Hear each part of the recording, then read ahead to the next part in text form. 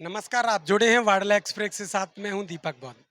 आपको बता दें कि जिस प्रकार से अजाक्स का जो गठन होता है प्रति 3 वर्ष के अंदर होता है, वहीं आपको बता दें कि अब नए जो प्रदेश अध्यक्ष, प्रांताध्यक्ष जिनको बनाया गया उनका नाम चौधरी मुकेश सिंह मौर्य जो कि ग्वालियर से रहने वाले हैं। उनका खासा अच्छा काम है और अजाक्स में विगत 10 से 15 बरस हो गए हैं और वो काम की अगर रूपरेखा देखी जाए तो कार्य करने की अच्छी शैली मानी जाती है। मध्य प्रदेश के हर जिले में उनकी पहचान है। हमारे साथ मुकेश मौर्य जी जुड़े हुए हैं। क्या कुछ खास रहा है मौर्य जी? तो पहले तो आपको बहुत-बहुत बधाई हो। बहुत बहुत धन्यवाद आदरणीय। दूसरा, आप पर आरोप है कि आप संगठन में जिस प्रकार से प्रांताध्यक्ष का पद मिला है, वो संगठन के गलत नियमों को फॉलो करके आपने वो अपने आप को ले लिया है, ऐसा आरोप है आप। ये आरोप सरासर बेबुनियाद है और मैं इसकी भर्त्सना करता हूँ। और अजाक्स में जो भी परिवर्तन हुआ है विधि सम्मत हुआ है।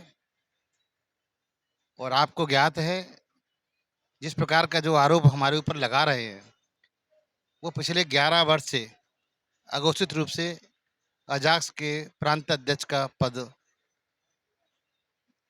संभाले हुए थे। जब उन्होंने अपने आप को माननीय न्यायालय से ऊपर समझना चाहा तो उसी का परिवर्तन है आज, उसी का जनाक्रोश है आज। क्या क्या कहता है बायलॉज? ऐसा आपके संगठन का जो बायलॉज है वो क्या कहता है पूरी तरीके से, और उन्होंने दुरुपयोग कैसे किया इस पद के लिए जो आपको आज इस पद को लेने की मतलब जबरदस्ती कर पड़ गई या फिर कोर्ट का शरण लेनी पड़ी? क्या कारण पड़ा? एक्चुअली क्या है, हम शुरू से ही अजाक्स के प्रति निष्ठावान रहे हैं।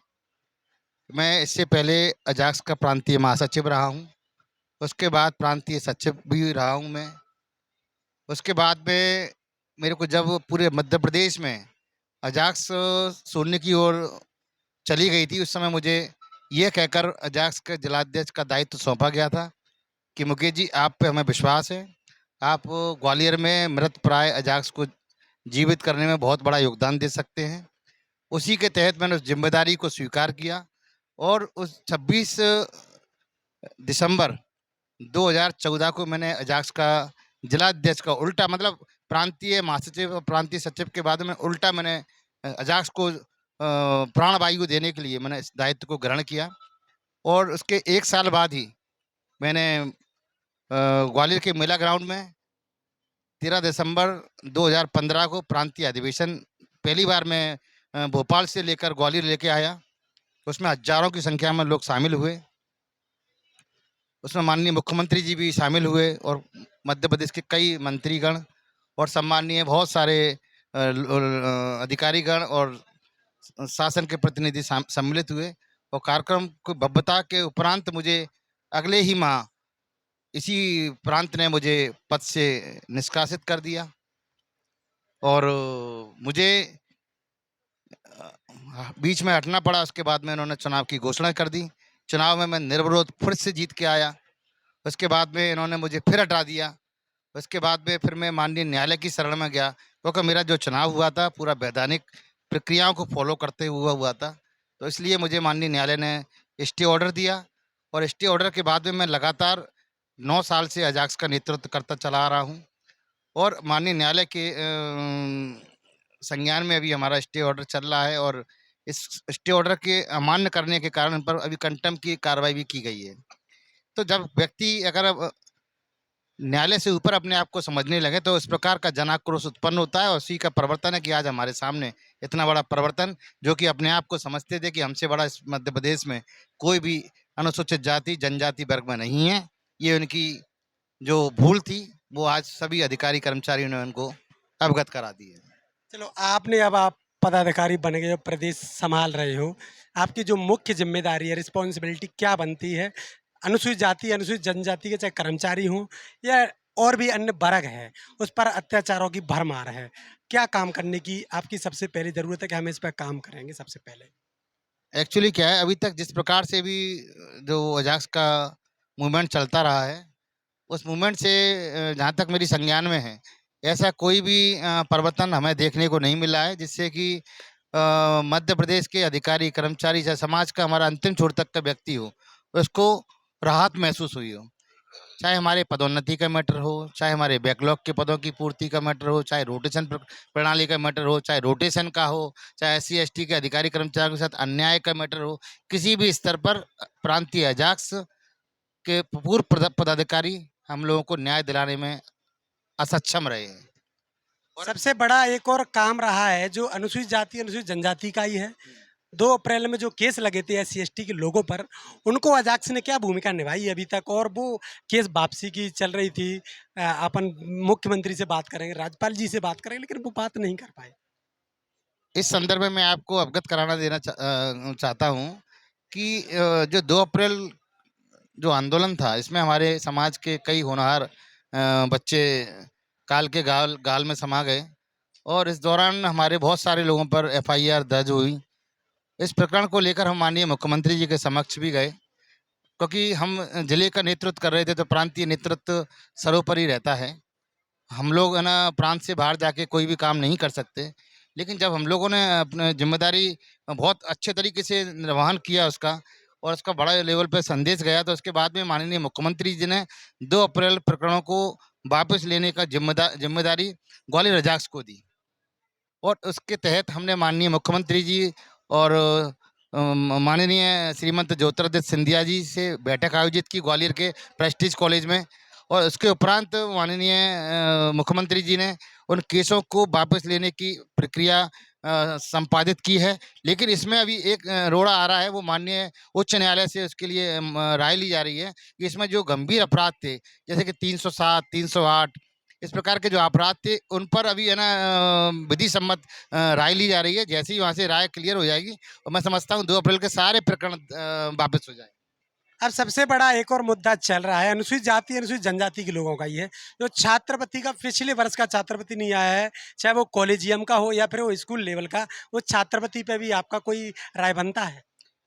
देखिए, SC/ST के जो हमारे होनहार शिक्षित छात्र छात्राएं हैं, उनका जो हमारा एक शासन की तरफ से जो एक व्यवस्था बनाई गई है, उस व्यवस्था के तहत उनको उनका अधिकार मिलना चाहिए। और अभी तक इतनी बड़ी समस्याएं हैं, प्रांतीय नेतृत्व क्या करता रहा, ये बड़ी चिंता का विषय है।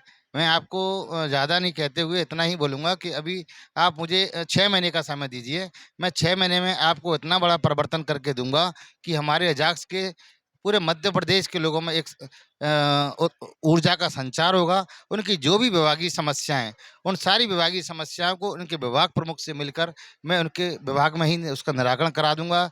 और मैं किसी भी प्रकार की जो अभी तक है ना जाति का द्वेष, भावना, ये सब चीज़ें चलती रही हैं, क्योंकि मैंने ग्वालियर का काम किया है। तो मैंने ग्वालियर में जो सफलता अर्जित की है, उसमें सभी वर्गों का योगदान रहा है। और मैंने केवल और केवल सामाजिक सद्भावना, सामाजिक सौहार्द, 2 अप्रैल के बाद में जो सामाजिक सौहार्द ग्वालियर में खंडित हुआ था, उस सामाजिक सौहार्द को बनाने के लिए मैंने अजाक्स के माध्यम से बहुत लंबे समय तक काम किया है, मेरी टीम ने काम किया है। मैं आपको विश्वास दिलाता हूँ, उसी प्रकार का सामाजिक सौहार्द पुनः पूरे मध्य प्रदेश में आपको करके दिखाऊँगा। और हमारे अनुसूचित जाति, जनजाति वर्ग की जो भी लंबित समस्याएँ हैं, मैं उनको टेबल पर बैठ के कराने में आपको विश्वास दिलाता हूँ, उन सारी समस्याओं का निदान हो जाएगा। अनुसूचित जाति अनुसूचित जनजाति का कर्मचारी संघ है, कहीं शासन प्रशासन से इन मांगों को लेकर भिड़ गए तो कहीं नौकरी का खतरा तो नहीं आ जाएगा? ऐसा भी लोगों को बताया गया कि डर एक्चुअली जाते क्या हैं। है, कार्य करने का अपना-अपना तरीका होता है। मेरा कार्य करना टकराव का नहीं है। मेरा कार्य करने का तरीका है सभी को सम्मान देते हुए, अपने जो हमारे समाज की जो मुख्य जो रिक्वायरमेंट्स हैं, जो माँगे हैं, उन माँगों को बड़े सौहार्दपूर्ण वातावरण में रखना और उनको क्रियान्वयन कराना। इस प्रकार से मैंने ग्वालियर में कराया है, मुझे विश्वास है पूरे मध्य प्रदेश में भी इसी प्रकार की मैं गंगा बहा दूँगा। संगठन में अजाक्स की बात करें तो अस्थाई और स्थायी जो अध्यक्ष है, क्या वो रेगुलेटरी ऐसी चलता रहेगा? स्थायी अध्यक्ष को पद कम मिलता है, वो कम काम कर पाता है, लेकिन अस्थाई है वो अपने आप को अध्यक्ष बनाने की ज़्यादा घोषणा कर बैठता है। ये अजाक्स में खासकर मैंने मुरैना में देखा और अन्य जो जिले हैं उनमें भी दिखता है। नागर जी चल रहा हूँ। हेलो, एक्चुअली क्या है ये वैध और अवैध जो आपका इश्यू है, वो 29 तारीख को ही समाप्त हो गया है। अभी जो हम लोग बैठे हुए हैं वो वैध हैं।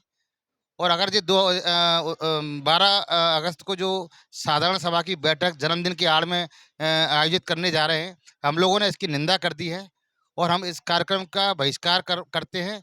और हमारे अधिकारी कर्मचारियों को हमने इसकी सूचना भेज दी है कि मध्य प्रदेश के सभी अधिकारी कर्मचारीगण इस कार्यक्रम का जन्मदिन की आड़ में जो उनकी मंशा है उसका पूरा करने का जो उनका उसको है ना किसी भी प्रकार से उनकी पूर्ति ना होने दी जाए और इस कार्यक्रम का बहिष्कार करें। और हम सभी लोगों को आश्वस्त करते हैं कि हम अजाक्स के माध्यम से उनकी जो भी लंबित समस्या है उन सभी समस्याओं को बड़े ही सहजता के साथ में पूरा कराने में पूरा योगदान देंगे।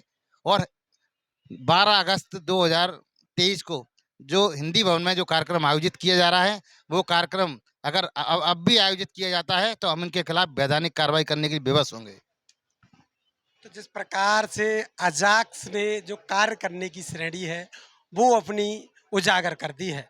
वहीं आपको बता दें कि चौधरी मुकेश मौर्य जो कि ग्वालियर से बिलोंग करते हैं और उन्होंने आज भोपाल में बैठक पत्रकारिता वार्ता आयोजित की है। इसमें तमाम पत्रकारों ने भाग लिया है।